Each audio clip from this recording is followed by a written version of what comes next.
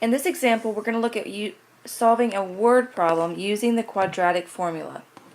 The length of a rectangle is 3 inches greater than the width. The area is 30 inches squared. Find the length and the width.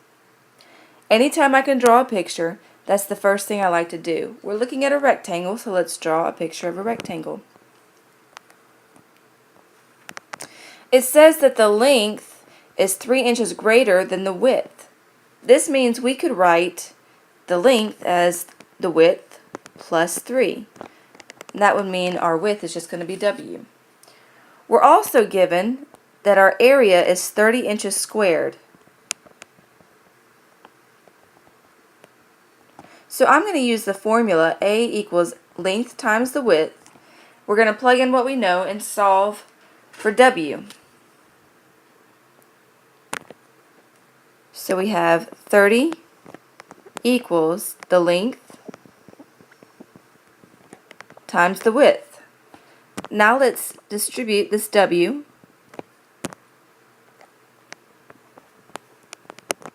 We have W squared plus 3W. Now we're going to solve this by setting it equal to 0 and using the quadratic formula. We'll subtract 30 from both sides.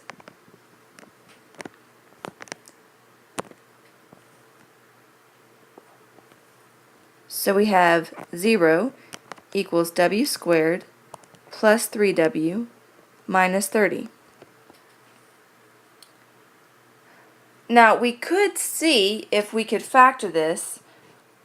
Two numbers that multiply together to give me negative 30, but add up to give me that middle number of 3.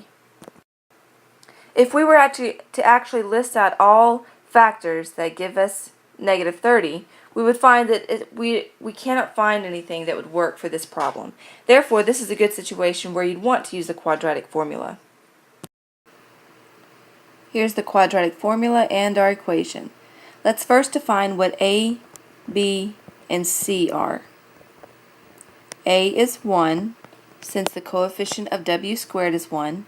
B is 3. C is negative 30. Now let's plug in our values into our quadratic formula and simplify.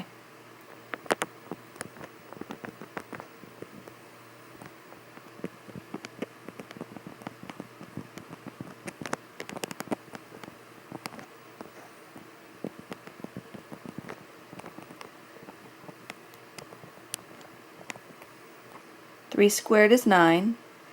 Negative 4 times 1 times negative 30 is positive 120.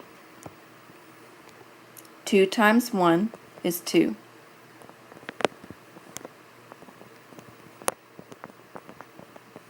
Nine plus 120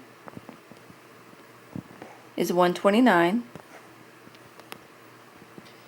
At this point, I would check to see if I could simplify the square root of 129. However, the square root of 129 cannot be simplified any further. Therefore, this is our final answer.